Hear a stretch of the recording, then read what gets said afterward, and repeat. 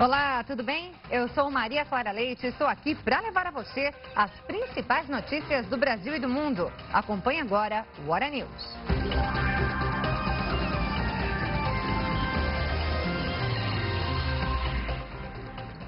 Homens armados atacaram um restaurante popular em Dhaka, capital de Bangladesh. O Estado Islâmico assumiu a ação e fala em 20 mortos. A CNN informou que são pelo menos 40 feridos. Há reféns no local, que é normalmente frequentado por estrangeiros. Ainda não se sabe quantas pessoas estão dentro desse estabelecimento. O restaurante fica num bairro rico de Bangladesh. A polícia diz que havia 8 ou 9 atiradores. Segundo a CNN, 2 policiais morreram. Vários estrangeiros estariam entre os reféns. Bangladesh tem registrado nos últimos meses uma série de ataques mortais com o uso de facões. Os alvos são blogueiros, ateus e minorias religiosas.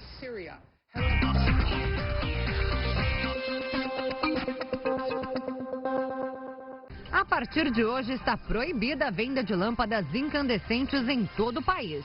As lojas que forem flagradas comercializando esse tipo de lâmpada podem pagar multa de até R$ 1,5 milhão. A medida quer diminuir o desperdício no consumo de energia elétrica. Uma lâmpada fluorescente consome 75% menos do que a incandescente. A polícia descobriu um galpão usado para esconder cargas e caminhões roubados em São Paulo. Os agentes chegaram até lá depois de investigar o roubo de centenas de computadores avaliados em mais de R$ 2 milhões. No interior de São Paulo, 15 pessoas foram presas em uma fábrica que falsificava cigarros de uma marca. 2 milhões de maços foram encontrados no local. 32 aves silvestres que foram capturadas em matas no interior do Pará foram resgatadas. Algumas espécies chegam a ser vendidas por R$ 5 mil. O dono vai responder por crime ambiental e pode pegar até 2 anos de prisão. 2 ônibus foram depredados depois da morte de um adolescente durante uma operação da polícia no Rio de Janeiro. Jonatas Alves foi baleado na cabeça em uma das ruas do Morro do Borel, na zona oeste da cidade. O caso revoltou os moradores, que depredaram 2 ônibus e fecharam uma rua. Eles dizem que o garoto não tinha envolvimento com tráfico, mas a polícia afirma que ele estava com drogas. Também no Rio de Janeiro, pelo menos 10 criminosos armados fizeram arrastão em um ponto de ônibus na região do Maracanã. Dezenas de pessoas foram roubadas. Ninguém foi preso. O empresário Paulo César Morato morreu por ingestão de chumbinho, um veneno usado para exterminar ratos. Morato teve a prisão decretada na Operação Turbulência da Polícia Federal e foi encontrado morto em um motel de Olinda, no Grande Recife.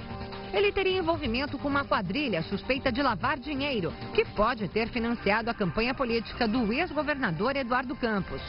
A polícia investiga se a morte foi suicídio ou homicídio. Levantamento feito pelo Ibope revela que o governo do presidente em exercício, Michel Temer, é avaliado como bom ou ótimo por apenas 13% dos brasileiros. 39% avaliam o governo interino como ruim ou péssimo.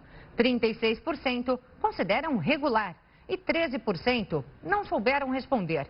O levantamento ainda comparou o que os entrevistados pensam sobre a gestão de Temer e a de Dilma.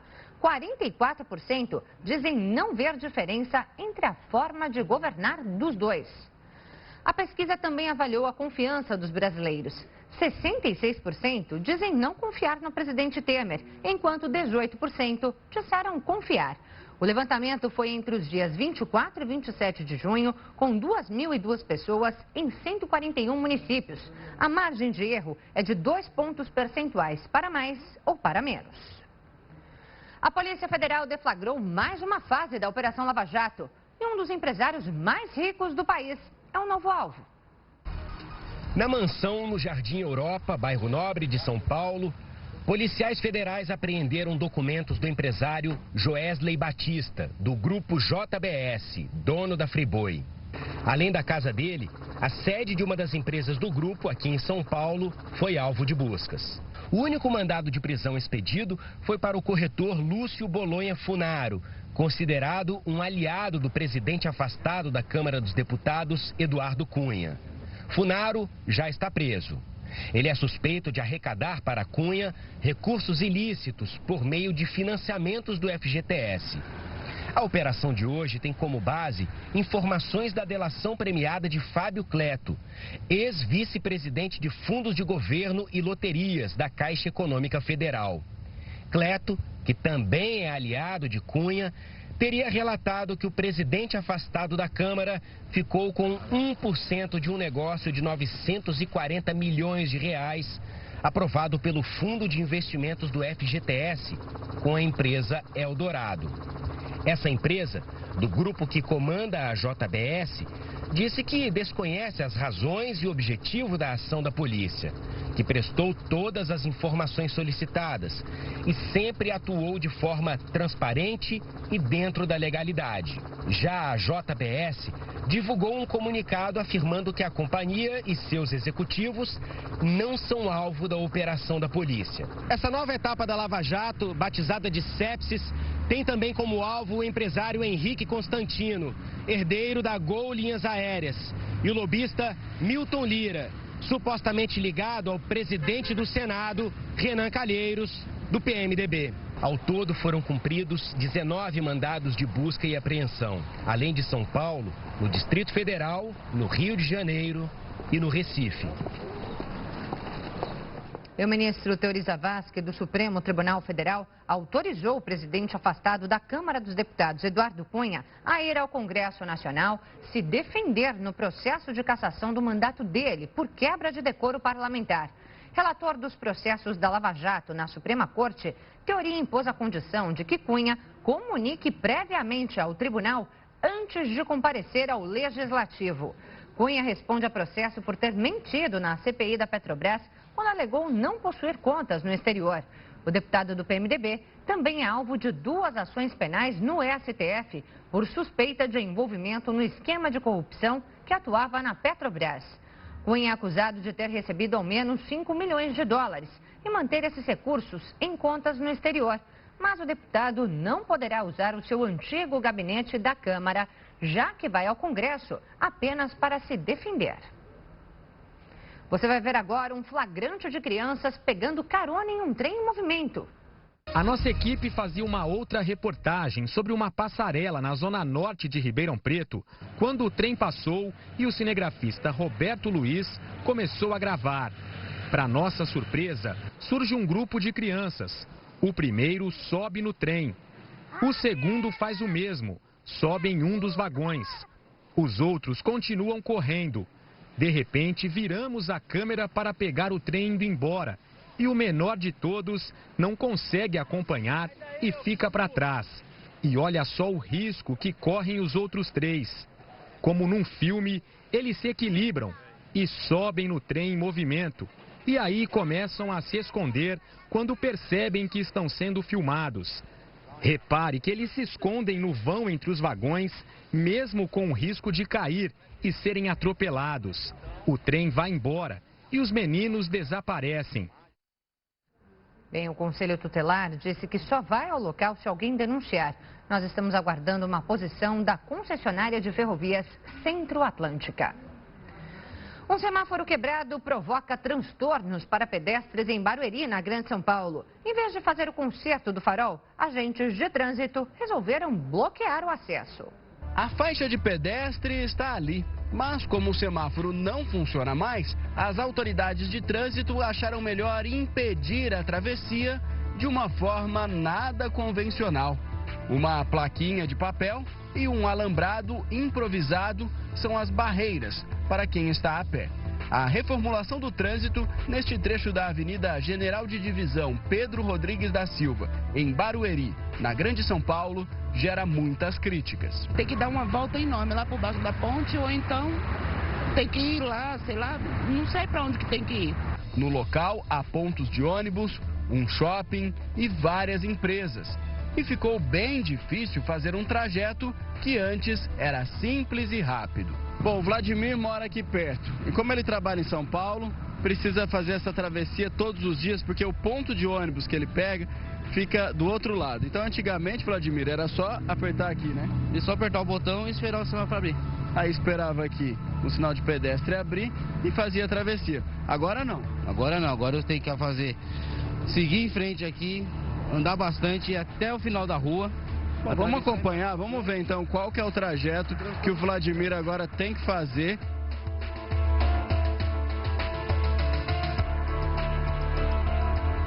Daqui agora, como o ponto de ônibus está daquele lado, a gente vai precisar atravessar de novo, né? Finalmente, então, a gente está chegando no ponto da travessia, né? A gente saiu dali, passou por toda essa parte aqui, por trás, e está chegando de novo no outro lado da avenida, no outro lado do semáforo. Olha, é a maior distância entre dois pontos que eu já vi. É realmente, para você ver, né? A gente saiu de lá, era 9 horas e 2 minutos. Agora são 9 e 12. Então nós gastamos 10 minutos, um tempo que antes você não tinha que contar. Antes era 1 minuto você atravessar. Menos de 1 minuto. Fechou, abriu o semáforo, você atravessou, já está no outro lado. Aí muita gente cansou de dar essa volta toda. Um pouco mais para frente da faixa, uma parte do alambrado foi arrancada. E é por ali que alguns pedestres agora atravessam. Fecharam tudo a parte da gente passar para ir pro shopping. Agora, para mim, eu acho que é uma falta de respeito com as pessoas. Porque eu preciso pegar o ônibus aqui e não tem outra forma de atravessar. A gente vê que outras pessoas atravessam aqui, porque não tem jeito, né? Sim, não tem como. Essas três atravessam no mesmo momento que passa uma viatura do Departamento de Trânsito de Barueri. Em poucos minutos, registramos vários flagrantes. Atravessar a avenida agora é sinal de perigo. Porque tem a faixa de pedestre, a gente passa por lá. É mais seguro. Eu não concordo. Tá errado. Sim.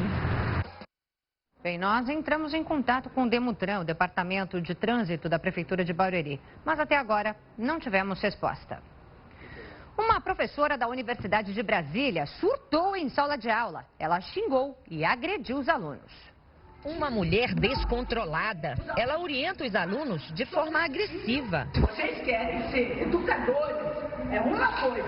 Vocês querem ser exército, colégio militar, aeronáutica, forças armadas, à disposição. Os alunos tentam negociar, mas ela resiste. Se você não pode até 17 anos, aprovada, SS, com louvor, eu vou escrever na frente. Não, obrigada, eu agradeço a Vai ficar até as 17? Você não fez a Todo mundo que aqui vai ficar até as 17? E a discussão com os alunos não para. Meu tom de voz é esse, quando eu falo autoritário, meu tom de voz é esse.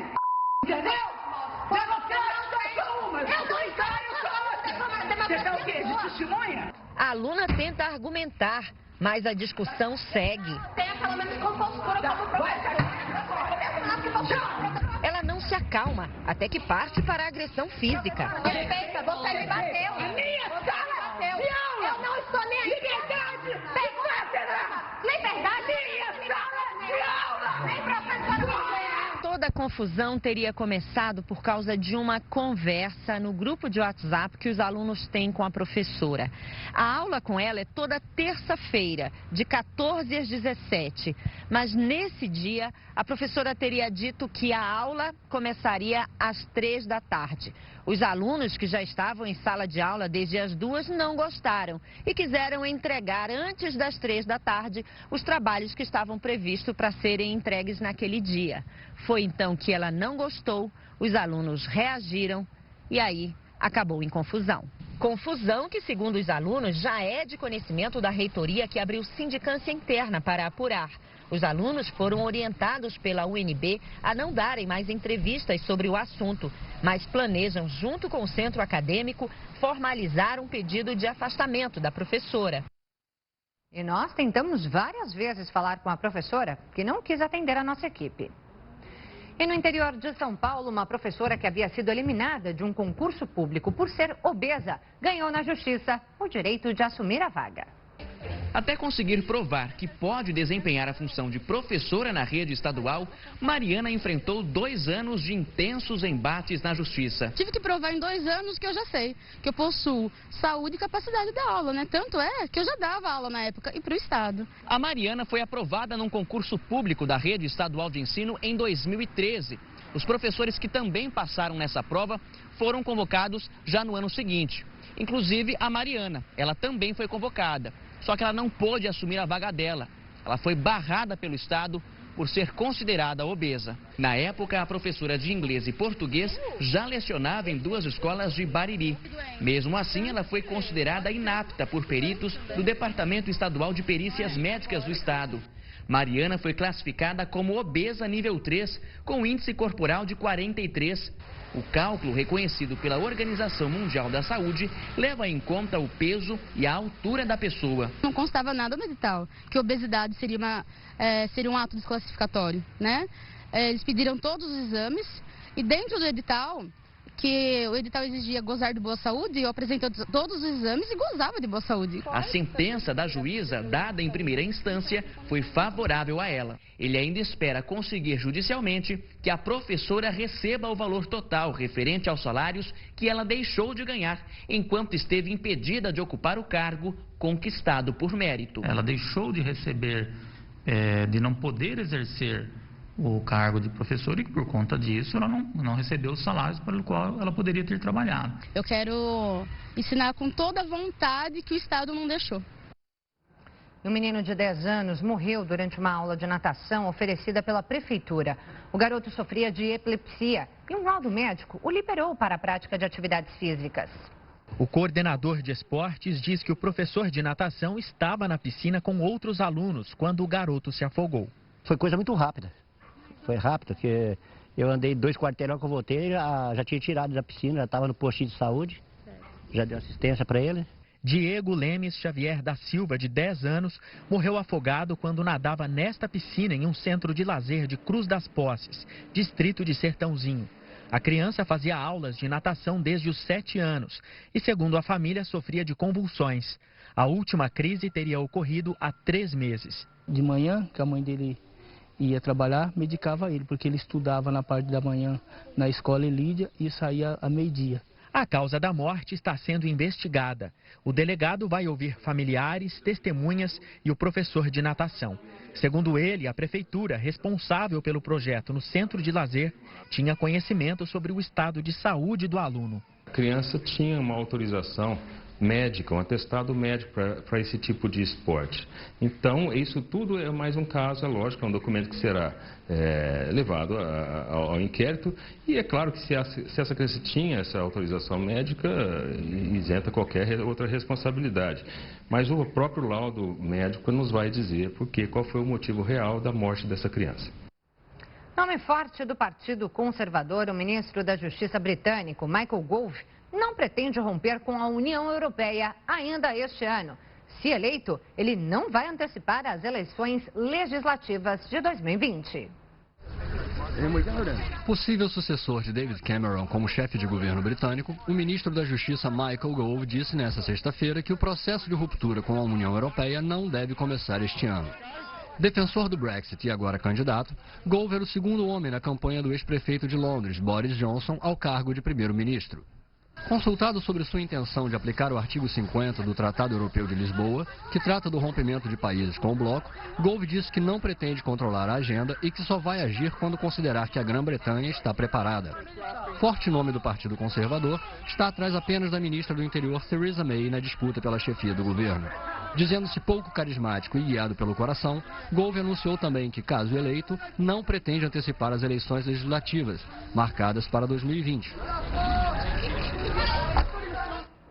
Motoristas de carros anteriores a 1997 protestaram nesta sexta-feira em Paris, depois que as autoridades da cidade proibiram esses veículos de circular durante o dia.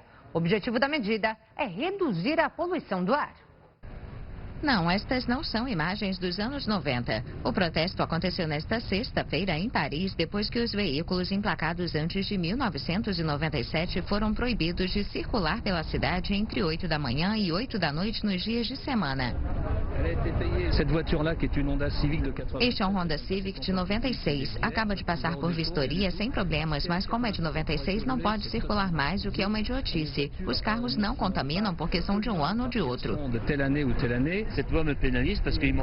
Esta lei me penaliza porque me impede de entrar em Paris com um carro que funciona perfeitamente, que é confiável e não polui. Francamente, não posso investir em um novo caminhão para o meu trabalho. Os motoristas se reuniram na Praça da Concórdia e desligaram os motores no momento em que a proibição começou a valer.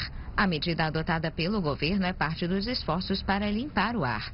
Estima-se que os parisienses percam entre 6 e 8 meses da expectativa de vida por causa da contaminação. Os carros com mais de 10 anos de idade são responsáveis por metade da poluição do ar. E agora vamos às notícias do Espírito Santo, que também são destaque aqui no Hora News. Vamos então direto à nossa redação em Vitória. Adriana Marques, boa noite. Oi, Maria Clara, boa noite para você também. Por decisão da ministra do Superior Tribunal Federal, Diva Malherbe, o acordo firmado entre a Samarco e os governos federal, do Espírito Santo e de Minas Gerais está suspenso. O acordo previa em 15 anos investimentos de 20 bilhões de reais para a recuperação da bacia do Rio Doce, atingida diretamente pela lama de rejeitos da barragem da mineradora que se rompeu em Mariana. O acordo foi homologado pelo Tribunal Regional Federal da Primeira Região, mas o STJ já havia determinado que a competência para julgar processos que envolvessem a Samarco, no caso do rompimento da barragem, é da 12ª Vara da Justiça Federal de Minas Gerais. A Samarco disse que vai recorrer da decisão.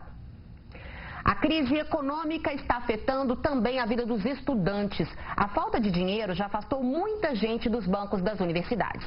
E para não perder mais alunos, as próprias instituições criaram linhas de financiamento. Marcos sempre quis fazer o curso de Direito. Assim como milhares de outros brasileiros, ele conta com a ajuda do Programa de Financiamento Estudantil do Governo Federal para realizar o sonho do curso superior. Mesmo assim, não está fácil continuar estudando.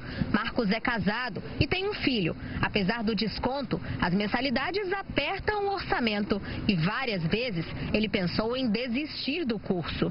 O FIES, ele para quem obtém o 100%, facilita, 100%, vai pagar depois que se formar. Agora, no meu caso, por exemplo, eu tenho 75%, ainda tem que dispor de um valor parcial aí que pesa no orçamento, é uma boa prestação. E aí chegou a pensar em desistir da faculdade? Várias vezes, e sempre pelo mesmo motivo, o fator desistência, ele é sempre por essa questão financeira, no meu caso, porque fica pesado, em casa falta, não tem jeito, é uma grana que faz diferença. Um levantamento realizado pelo Sindicato das Instituições Particulares de Ensino do Estado mostra que em 2015 a taxa de inadimplência entre os alunos era de 3% e agora já chega a 18%. Do ano passado para cá, as renovações de matrícula sofreram uma queda de 8%. Os números não deixam dúvidas. Por causa da crise, muita gente está abandonando os estudos. Como eu não tenho financiamento, eu já não faço a matrícula, eu já não procuro mais. E isso aí está na ordem de quase 19%, a não procura de matrícula do ensino superior. E aqueles que estavam matriculados, quando vislumbraram que não tem condição, e a gente vai ver isso agora no segundo semestre, então isso tem em torno de 9%. No primeiro semestre, o cidadão ainda achou que dava, então ele fez a matrícula. Em agosto, aliás, em julho, nós vamos saber que no final de julho a gente tem uma ideia do que aconteceu com esses alunos que fizeram a matrícula no primeiro semestre. Segundo o sindicato, sem o preenchimento esperado de vagas, muitas faculdades estão enfrentando dificuldades financeiras. Para se adequar ao cenário econômico, esta instituição criou programas que prometem ajudar o aluno a chegar até o final da graduação. O valor do curso pode ser financiado pela própria faculdade. As mensalidades em atraso podem ser divididas no cartão de crédito sem juros. Apesar do pessimismo das previsões, a instituição comemora a entrada de novos alunos. A Estácio já fazia um trabalho muito interessante e importante para garantir a renovação do aluno e, consequentemente, a manutenção dessa base. Com esses programas, melhorou ainda a questão da renovação, melhorou a entrada do aluno e realmente o nosso maior sucesso, que é a manutenção, preocupar com a formatura do nosso aluno aqui dentro da unidade. Graças ao projeto de monitoria, o Marcos segue firme no curso. Depois das aulas, ele agora ajuda os colegas que têm dúvidas no conteúdo. Em troca do trabalho, ele ganhou um desconto ainda maior nas mensalidades e se prepara para o futuro. Com um empurrãozinho, ele quer se tornar um grande professor de direito. Tive a sorte de entrar numa monitoria com a coordenação do meu curso. Então, todo o funcionamento dele, toda a parte administrativa do curso, eu tenho tido acesso a ela, está sendo de um crescimento pessoal muito grande, é determinante para o que eu quero no futuro, que é justamente atuar nessa área, né, da própria educação, de coordenação, quem sabe um dia. A produção de morango aqui no Espírito Santo deve atingir, até o final da safra, 10 mil toneladas. O fruto é uma das principais fontes de renda dos agricultores das montanhas capixabas.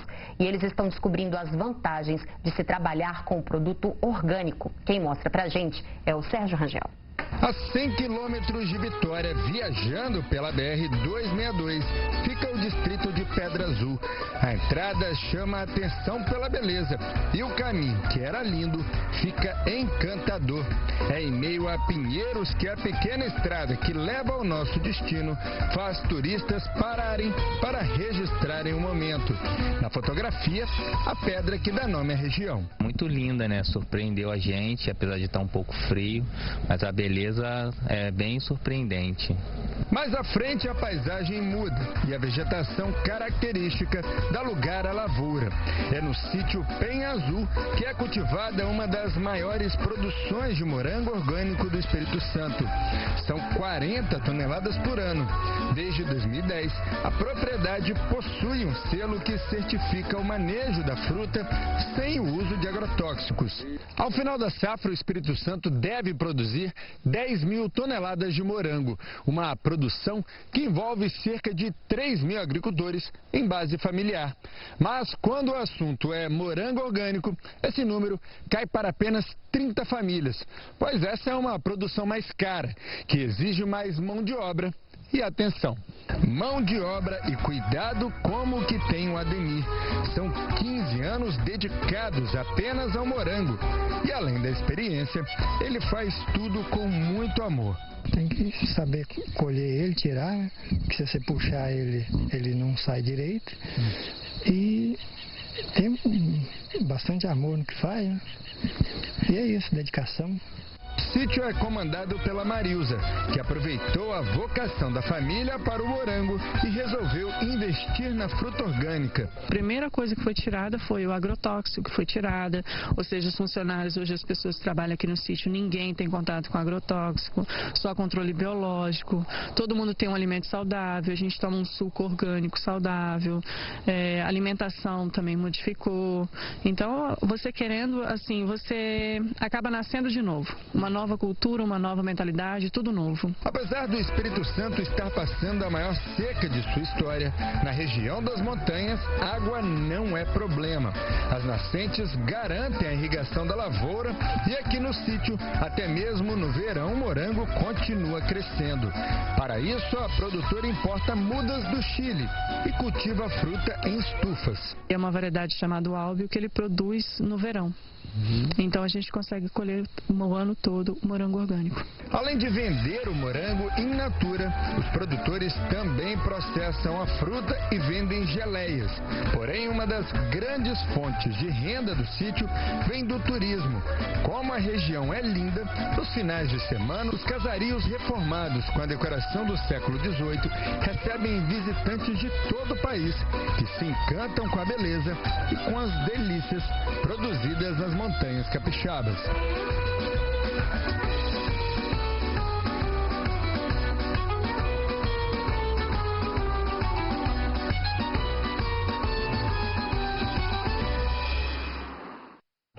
Bom, Maria Clara, essas foram as nossas notícias de hoje aqui do Espírito Santo. A gente volta agora a São Paulo com você. Boa noite e um excelente final de semana. Ótimo fim de semana para você também. Até segunda-feira, Adriana. E o Hora News vai agora a um rápido intervalo e volta em instantes. Continue com a gente.